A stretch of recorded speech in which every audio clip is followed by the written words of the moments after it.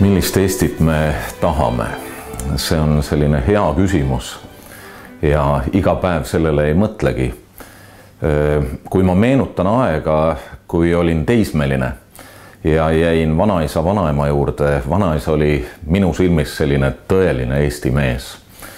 Elanud esimese vabariigi ajal, nagu öeldakse, sõjas käinud, sõdinud nii nagu paljud Eesti mehed mõlemal poolel ja üks osutus ikkagi valeks ja selle eest 10 aastat Siberi vangilaagrit.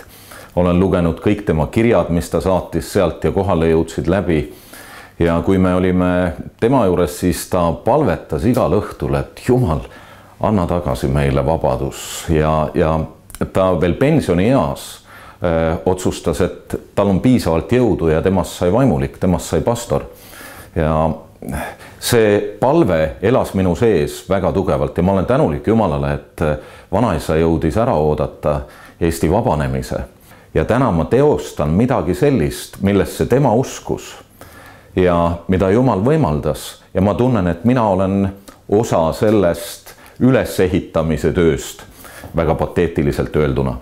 Aga ühel hetkel ma tundsin, et ainult see väljast poolt sissepoole tegelikult riiki ei tee. Ja inimesi muuta heade seadustega, regulatsioonidega tegelikult ei ole võimalik. Vaid inimese muutumine algab tema meelelaadist, mõttelaadist, nagu Pühakiri ütleb, et saage uueks oma meele uuenduse teel. Ja sellepärast ma pühendusin täiega vaimulikule tööle ja koguduse karjase tööle.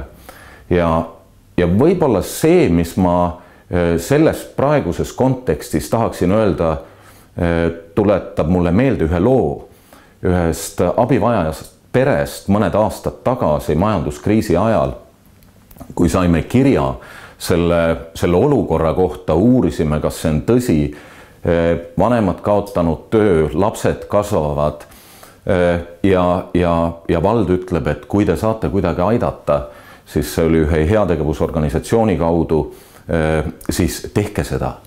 Ja meie inimene läks kohale ja kui ta õhtul selle isaga jättis hüvasti, tuli välja ja see isa jagas temaga, mida ta oli mõelnud. Ta ütles, et ta on küll niimoodi ristitud, aga kirikuga mitte seotud inimene ja usub sedavõrd Jumalasse, et vaatab taeva tähtede poole ja ütleb, et Jumal, kui sa kuskil seal oled, siis aita meid.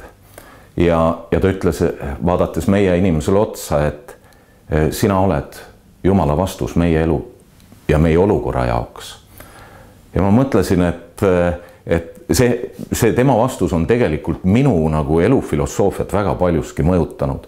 Et meie siis Jumala lastena, kogudusena, me peame ära kuulma ka Jumala kõnetuse, võtma vastutust ja olema olemas inimeste jaoks meie ümber. Mitte küsima niivõrd seda, et miks ei tee teine, kolmas või neljas midagi, vaid mida mina saan teha.